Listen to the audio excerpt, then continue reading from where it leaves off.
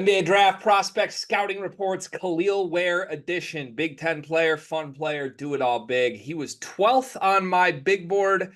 He was 8th on Carter's big board. Overall, 11th on the Sleepers Media big board that we collaborated with the Heat Check guys on. You can see the full big board at NBA2KLab.com. Link in the description of this video.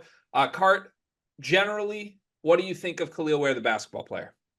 I think that physically, like just pure physical gifts, it doesn't get much more special than Kel'el Ware. I mean, he has the size, he has the length, he has the athleticism.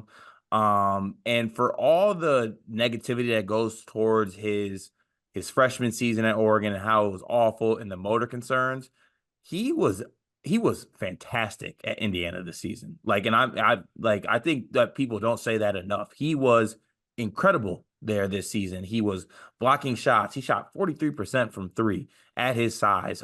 He was finishing, rebounding the basketball. For a player that had this narrative that he did not have a motor and he was only good in empty gyms against chairs, he came in his second year and he proved something to a lot of people.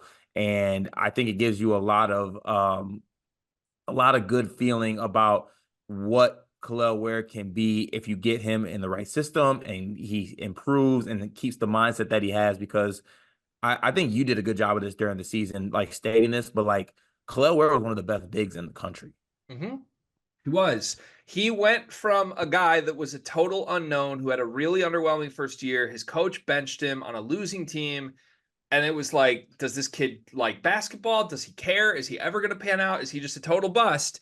And I think his coach in college, Mike Woodson, deserves a lot of credit for turning him so quickly into one of the best bigs in the country. Like he was capable of doing everything at the college level. And to me, if he does those same things at the NBA level, he will quickly be a starting level big in the league, whether that's the 4 or the 5. He's versatile enough to play both. And this might sound a little biased. I think the motor concerns might like be okay in the league. Like to me, those were going to be exposed more in college than they will in the NBA, where like, no, I think a lot of guys take a lot of plays off in the regular season, and Kel'el Ware's gifts can make up for that.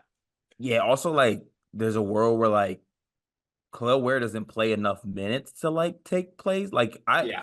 I guess we'll get into it, but like I don't expect Kel'el Ware to play like 30 something minutes a game. So Yeah. like it's more so give me some good solid minutes and Yeah. let's see where we can go from there. But yeah, and yes, there was some of the moments like everyone talks about, like there was the one where Zach Edey dove on the floor and like Kel'el Ware didn't.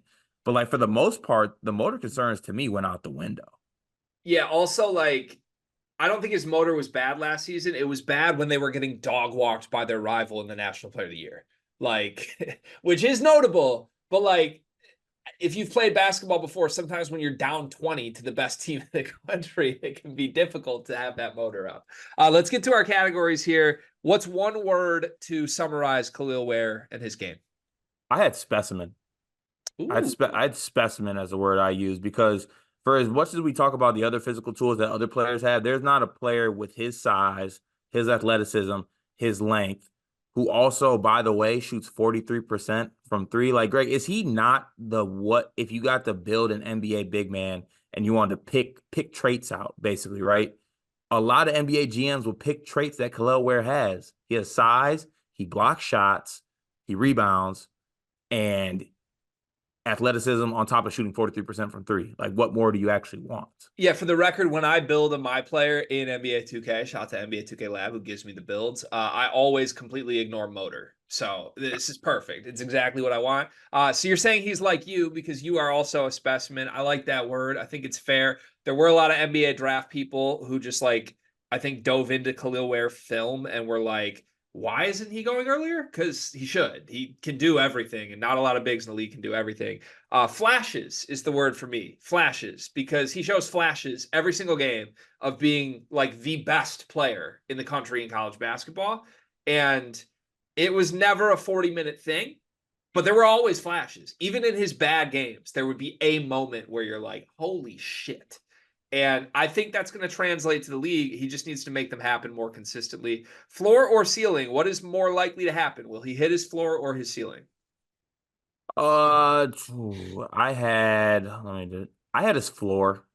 I did, but I don't Ooh. think it's a bad thing though. Wait, no, no, no, no, no, no, no. I got to push back on that. This is one of those players that, like, if he hits his floor, it's going to be a disaster compared to what he could be. Okay, well, in fairness to Kel'el Ware, for all the great things I just said about him, you just described a word that's called flashes. What if that shit don't flash? Then it's going to be really bad. That's the thing. That's why there is risk involved with picking Khalil early. It's too risky not to pick floor. So here I am actually picking ceiling because I believe that there is just like a dog somewhere in there. Like I think he punked players in college occasionally, maybe a lot. And I think he could, like more often than not in the NBA, he'll be more talented than his matchup. I think that bodes well. Somehow, some way, I think he's going to land in the right situation and reach his ceiling.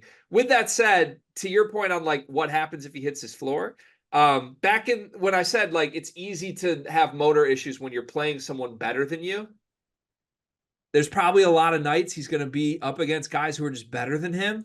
That would scare me a little bit, right? If he's not the type to like show up against a better player, this could go south really quickly in the NBA. What's a good team fit for Khalil Ware?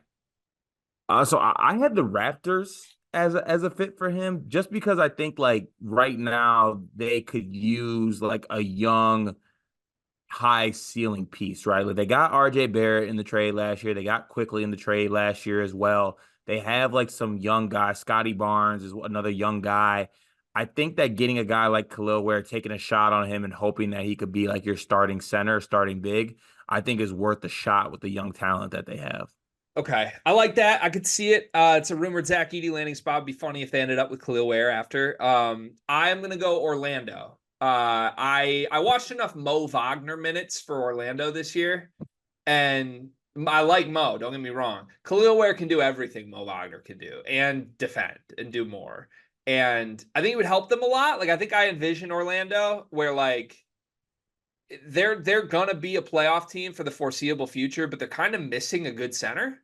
It's like Paolo and Franz are front court guys. They need a true big to make those guys better. And I think you could see an impact if he ended up in Orlando. Could it kind of be like Derek Lively on Dallas, where his job is really easy? It's simplified for him. Just block shots and catch lobs. And all of a sudden, we're a lot better as a team because we have a guy who can do that. I would love that fit. I think he'd be ready for that fit. I like that fit at all. I like that fit, by the way. Peak year stats, his best season in the NBA. What do the numbers look like? 10 points a game, 6 rebounds, 2 blocks. You're lower on him than me. I have 16 points, 9 rebounds, 2 blocks, 36% from three. 16, huh? Yeah, which leads me to my next one. In 5 years, where is he in the league? Your options here are podcaster, overseas, G League, bench, starter, all-star, or all NBA. I had bench. Okay, I have starter. I think there will be a few seasons here where he is like a very, very productive big in the league if he lands in the right situation. NBA superlatives, Kel'el Ware, most likely player in this draft too. He's the most likely player to be the poster boy for NBA Twitter.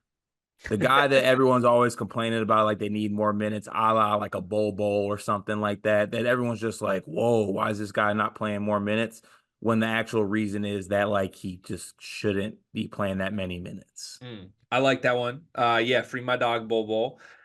Okay, and Kel'el Ware is the most likely to go on IG Live in the weight room mid lift 10 minutes after a playoff win. 100% chance that that's going to happen at some point in his career if he's on a good team, like the DeAndre Ayton. Like, look how hard my work ethic is. I could definitely see that. If you like that video, we have 74 more of these on the channel going up leading up to the NBA draft, 5 per day. Thank you for watching. The NBA draft is coming up, and I've got something awesome for you. We are partnering with the people at NBA 2K Lab. NBA 2K is the best video game on earth. The people at 2K Lab are making some awesome stuff to make that game even more fun, and they just launched their 2024 NBA Draft Simulator, where you can find the official Sleepers Media big board. We ranked our top 75 players in this draft class. Me, Carter, Brian Ralph, Riley Davis. We did it together, and it is featured on the 2K Lab NBA Draft Simulator. You can take control of any team in the draft, play GM with just one click, and see our entire rankings before these videos even come out. Check out the link in the description of this video to try out the draft sim for yourself, and you can find more mini games at NBA2KLab.com/NBA-mini-games.